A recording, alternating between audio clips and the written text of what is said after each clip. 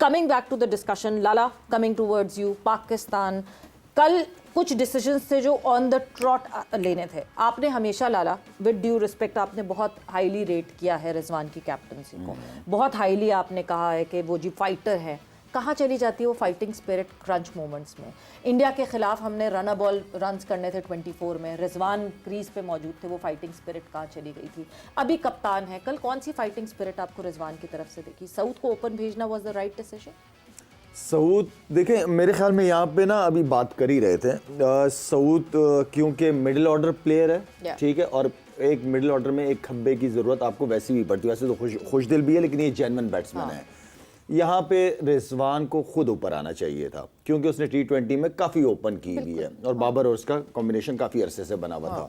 तो यहाँ पे रिजवान को एज अ कैप्टन खुद आता फेस करता, लीडिंग फ्रॉम द, हाँ, इसलिए कि सऊद नया बॉल और फ़खर की जगह आना इतना इजी नहीं था। और जिस तरह का उसने शॉट खेला है सऊद ने, आई एम सॉरी टू से, वो तो बहुत ही आई मीन यहाँ पे रिजवान को खुद चांस लेना चाहिए था एज अ कैप्टन, आके नए बॉल को खेलता और एक लंबे प्लान के साथ आता कि नहीं यार, मैं एज अ कैप्टन इस मैच को अगर कोई जितवा सकता है तो एज अ कैप्टन मैं लीड करूंगा इसको।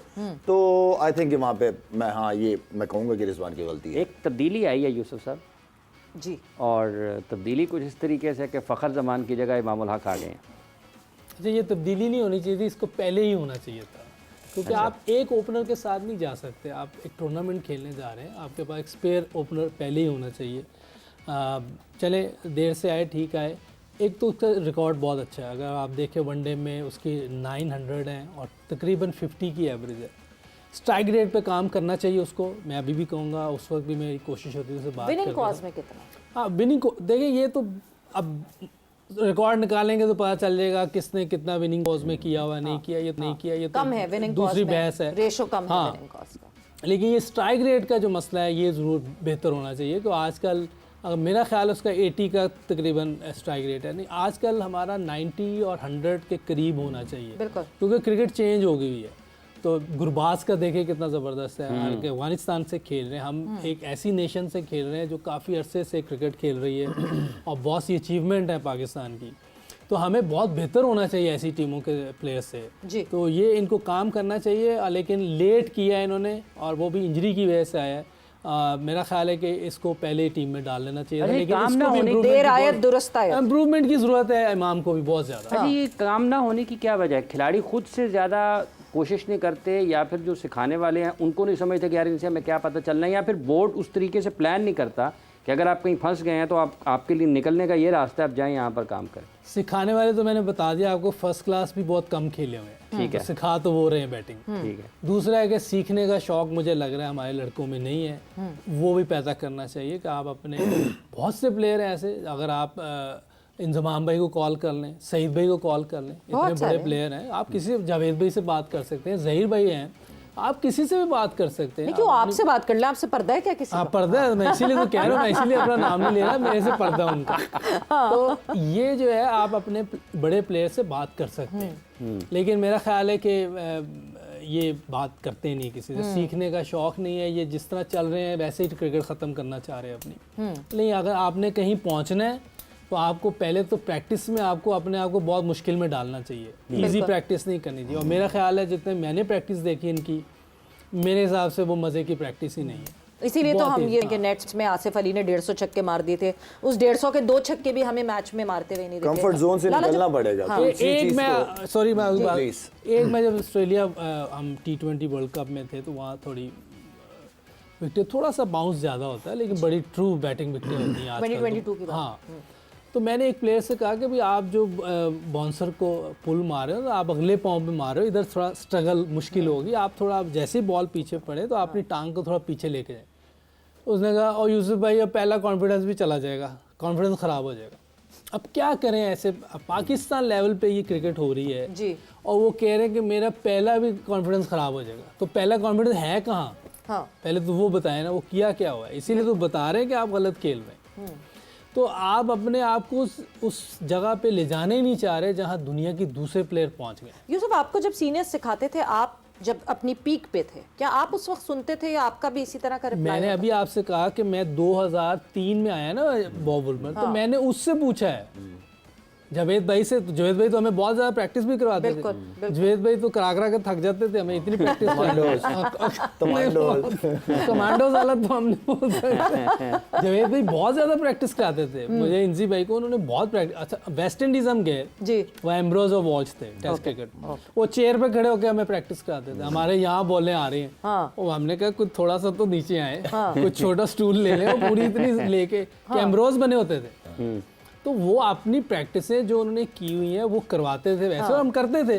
तो मुझे फायदा, मैं 200 किए वहाँ, मैंने पहली सीरीज में वहाँ 200 किए उधर। बाल्टी में गीली बॉलें रख लेते थे। कुछ मेन जो हमें ये कॉज अभी दिख रहा है, देखिए grass root level yes problem है, मगर आप लोग सब भी उसी ग्रास रूट लेवल से आए हैं, मतलब कुछ तो कहीं ना कोई कुछ % बेहतर होगा ना, जो चीजें हो रही हैं, जो डोमेस्टिक सिस्टम हो रहा है। सबसे बड़ा जो फ्लॉ, क्योंकि हमने वक्तन फवक्तन, मोहम्मद वसीम हमारे साथ यहाँ पे बैठे, उन्होंने कहा कि जब बाबर कप्तान थे कि हम उनको स्टैट भिजवाते थे, वो साइड पे रख देते थे कि मैं स्टैट वैट नहीं देखता। इसका मतलब ये कि हमारे लड़कों ने सीखना बंद कर दिया है। They think they are the best and they have stopped learning. Is this the biggest mistake that our boys are doing? Weak management. या जब मैनेजमेंट वीक होती है ना, तो प्लेयर अपने आप को ना इस तरफ ले आता है, जिसकी वजह से आपका नीचे का जो ड्रेसिंग रूम का कल्चर होता है, वो नए लड़के जो आ रहे होते हैं ना, वो भी अपने सीनियर्स को देख रहे होते हैं। गेम से बड़ा समझने लगता है। गेम से बड़ा कोई नहीं है, ठीक है। देखिए, कोई भी चीज़ लेने के लिए ना, आपको हासिल करने के लिए ना, आपको कंफर्ट जोन, हमारे लड़के कंफर्ट जोन से निकलते नहीं है यार, बस मेरे लिए यही ठीक है, मैं इसी नहीं।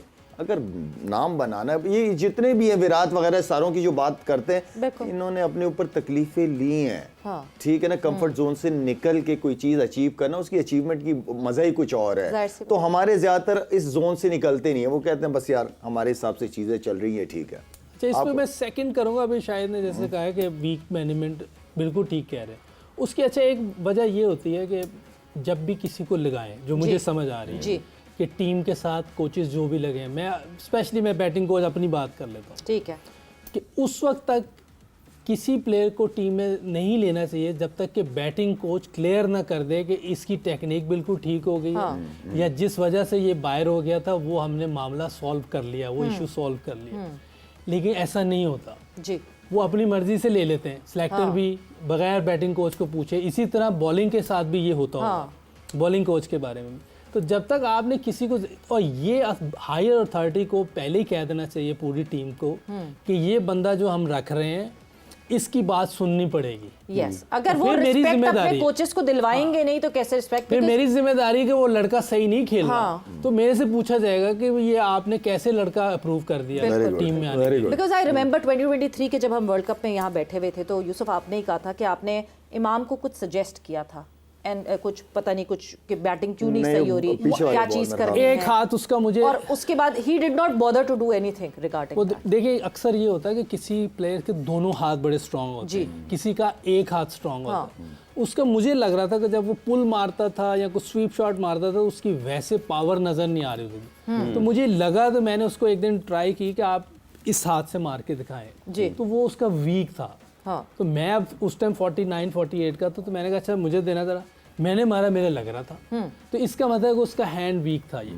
तो उस पर मैंने कहा इसकी प्रैक्टिस करो ज़्यादा, एक हाथ से भी खेलो। जब आप आ रहे ग्राउंड में, जहाँ आप 6 घंटे कर रहे हो वहाँ 7 कर लो, लेकिन प्रैक्टिस हमारी ऐसी होनी चाहिए कि हम उसमें इम्प्रूव करें। प्रैक्टिस मज़े के लिए नहीं है कि हम मज़ा ले रहे हैं बस बैटिंग का। अच्छा, ये जो स्टिक प्रैक्टिस है, ये को फ़ायदेमंद है? ये देखिए, उस वक्त फ़ायदेमंद है जब आप बहुत टेक्निकल साउंड है, फिर आप इसको 150+ पे खेलें, ताकि आपने आखिर में बॉलर तेज़ आ जाते हैं या अच्छी जगह पे बॉलिंग कर रहे होते हैं, तो आप इतनी प्रैक्टिस की होती है फास्ट वे पे, आपको कहीं भी छक्का मार सकते, जैसे कोहली करता है, रोहित करता है, ये बहुत तेज़ प्रैक्टिस करते हैं। इनके जो लड़के हैं ना वो स्टिक वाले, वो 150+ के हैं, क्योंकि इनकी टेक्निक सही है, इसलिए इनको करना चाहिए। जब तक टेक्निक ठीक ना हो जाए, आपको ये जो है ना, ये नेचुरल नहीं है स्टिक, ठीक है, एक हाथ ये और स्टिक वहाँ चली जाती है, उससे पता भी नहीं चलता कि ये गेंद, देखें स्पिन पे क्यों स्ट्रगल कर रहे हैं, हाथ का ही नहीं पता चलता, नहीं पता चल रहा, बिल्कुल हाथ का पता नहीं चल रहा इनको।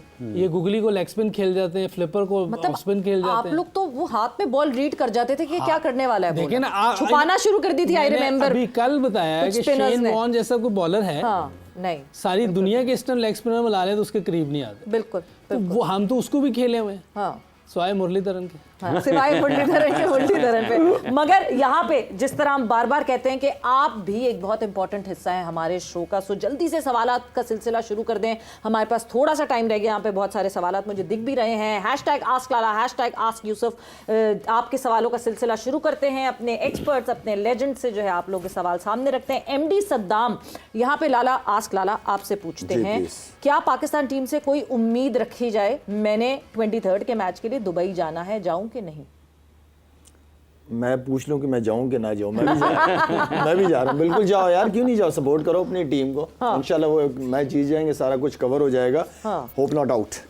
होप नॉट आउट, बिल्कुल जी। यहाँ पे एक और इनका बड़ा क्या, मसूद हसन आस्क यूसुफ ये पूछते हैं कि क्या हमारे पास कोई ऐसा बैटर है जो जिम्मेदारी कंसिस्टेंटली उठा सके जिस तरह आप उठाया करते थे? नहीं, प्लेयर तो है, लेकिन ये है कि अभी रिसेंट पास्ट उसकी परफॉर्मेंस वैसी नहीं है, लेकिन वो उठा सकता है। किसको किसको बाबर देखते हैं? को है, बाबर कर सकता है, लेकिन प्रॉब्लम वही आ रही है, टेक्निक की प्रॉब्लम है, पीछे स्कोर नहीं होगा, थोड़ा सा मेंटल इशू भी हो सकता है कि काफ़ी प्रेशर है। प्रेशर ज़रूर होगा, ऐसा नहीं हो सकता प्रेशर ना हो। हमारी 4-5 इनिंग ख़राब होती थी तो रातों को नींद नहीं आती थी, तो यहाँ तो 2 साल हो गए। तो उसके बावजूद एक तो ये है कि लोग सपोर्ट कर रहे हैं उसको, लकी है। कितना मीडिया सपोर्ट कर रहा है, स्टेडियम में आवाजें गूंजती हैं, बाबर के बोर्ड नाम। सपोर्ट कर रहा है, पूरा मैनेजमेंट सपोर्ट कर रही है। मेरा नहीं ख्याल शायद कभी किसी को इतनी सपोर्ट मिली हो। कहीं ये गैर जरूरी सपोर्ट की वजह से तो नहीं होगा कि मैं तो हूँ ही, मुझे कुछ भी नहीं होना? नहीं, कोई भी खिलाड़ी हो, कोई भी हो, लेकिन ये है कि वो कर सकता है और उसको मेहनत करनी चाहिए और ये इनसे निकलना चाहिए। कोई निकलना उसने ही है, कोई और नहीं निकाल सकता। मगर यूसुफ उसने अगर अपने आपसे आप को पूछा ठीक जाए, करना है। वैसे तो सपोर्ट यस, सोशल मीडिया की बहुत सारी चीज़ें जो है आपको बहुत सपोर्ट दे देती हैं इस चीज़ में। मगर अगर आपसे पूछा जाए चेस के, जैसे मैंने शुरू में ही आपका स्टार्ट बताया था, चेस करते हुए क्या चीज़ एक बैटर के माइंडसेट में होनी चाहिए कि 300 प्लस मैं चेस कर रहा हूँ, जबकि 300 plus is norm right now, but क्या किस माइंडसेट से वो बैटर उतरे, उस 300 प्लस को देखे या 5-5 ओवर्स का टारगेट सेट करे अपने लिए और उसके हिसाब से चले? देखिए, चेस करते हुए ना आपको प्लान करना पड़ता है। Yes. पहले बैटिंग कर रहे हो तो और प्लानिंग होती है, सेकंड टाइम बैटिंग कर रहे हैं तो और प्लान होता है। एक मैच था इंडिया के खिलाफ, 350 चेस कर रहे थे कराची में जी। हमारे ऊपर से 2-3 आउट हो गए थे, मैं और इंजी भाई खेल रहे थे, तो थोड़ा सा 10 ओवर में हमारे पता नहीं 35 या 40 रन 2004 की बात कर रहे हैं 2000 है ना? हमने 350 चेस कर रहे थे और हम 8 रन से मैच हारे थे। बिल्कुल बिल्कुल। स्टार्ट मैंने उस लिया, मैच में स्टैंड्स में मौजूद थी। स्टार्ट मैंने लिया, इंजी भाई अभी आए थे, तो मैंने, क्योंकि हम दोनों ने उधर बात की कि चांस अभी से लेंगे तो हम मैच के पहुंच सकते हैं, स्लो नहीं कर सकते। तो मैंने चांस लिया, मैंने स्टार्ट लिया, फिर आहिस्ता आहिस्ता बीच में इंजी भाई ने लिया, तो मैच आहिस्ता आहिस्ता करीब गया। मैच 78 पे आउट हुआ, इंजी भाई ने 100 किया था। बिल्कुल आखिर तो तक वो इतनी ज़बरदस्त तरीके से वो मैच लेके चलेंगे, कॉन्फिडेंस था हमें। लेकिन अगर हम लेट करते तो फिर ये कॉन्फिडेंस काम नहीं आना था। राइट टाइम पे आपको एक्सेल करना है, राइट टाइम पे, जो कल नहीं कर सके हम। कल पावर प्ले में लाला, पावर प्ले में 46 डॉट बॉल्स, ये मेरा रिकॉर्ड हो गया मुझे लग रहा है। हाँ 22 रन हुए हैं 10 बिल्कुल। 5 साल का जो रिकॉर्ड है पाकिस्तान का, लोएस्ट पावर प्ले स्कोर, ये हम देख रहे हैं। और यहीं हमें वाज़े फ़र्क दिख जाता है कि कहाँ न्यूजीलैंड आगे बढ़ गया और कहाँ हम चूक गए। हमने 22 रन बनाए, सिर्फ 10। हमारे स्ट्राइक रोटेट ही नहीं किया, हमने सिंगल्स पे फोकस ही नहीं किया, सिंगल्स किए ही नहीं है। सिंगल्स तो प्रेशर खत्म करता है। 162 डॉट बॉल्स, यानी 27 ओवर हमने डॉट बॉल, 27 ओवर डॉट तो बॉल। हनीफ भाई के दौर की क्रिकेट भी नहीं। हाँ। हनीफ भाई भी तेज खेलते मतलब इनको किसी ने शायद याद नहीं दिलाया था कि डे 2 नहीं है कल, आज का ही दिन है। मैं वही कह रहा हूँ कि आपको ना राइट टाइम भी देखना होता है। देखिए, आप हारे तो 60 रन से, तो 150 से हार जाएंगे, यही हो जाएगा ना। लेकिन आपको एक जगह पे डिसाइड करना होता है कि अब मैंने यहाँ कुछ करना है, तो ये करने की जरूरत है। क्या फखर को उस वक्त भेजने का टाइम सही था? वो तो रनिंग बिटवीन द विकेट्स वाला टाइम था, वहाँ फखर अनफिट था। वैसे ये तो मैनेजमेंट को देखना चाहिए था, लेकिन अगर वो इतना इंजर्ड था, क्योंकि वो बेचारा लग रहा था स्ट्रगल कर रहा है, तो उसको थोड़ा और पीछे कर देते, कुछ दिन को पहले भिजवा देते। दूसरी टीम भी डर रही होती है। सलमान अली आगा को जल्दी भिजवा देते, बिकॉज़ छठे पे भी तो खेलता रहा फखर हमारे। कोई प्रॉब्लम नहीं। मैं कह रहा हूँ कि स्पिनर को ज्यादा अच्छा मारता है। देखो उसकी लगने पे आती है, वो स्पिनर को जो वो इधर खेलता है मिड विकेट की तरफ, तो वो मुश्किल डाल देता है स्पिनर को, तो थोड़ा और उसको पीछे कर देते, दूसरी टीम के जहन में भी होता है भी अभी फ़खर है, लेकिन हमने वो भी विकेट दे दी तो वो और उनके लिए इजी चीज़ें होती गई। सो इन शॉर्ट ये कि हाथ पांव फूल गए थे हमारी मैनेजमेंट के साइन की वजह से। हम पहले से ही परेशान थे कि चैंपियंस ट्रॉफी में आएंगे और उसके बाद फिर फ़खर भी जो इंजर्ड हो गए सो हो गए।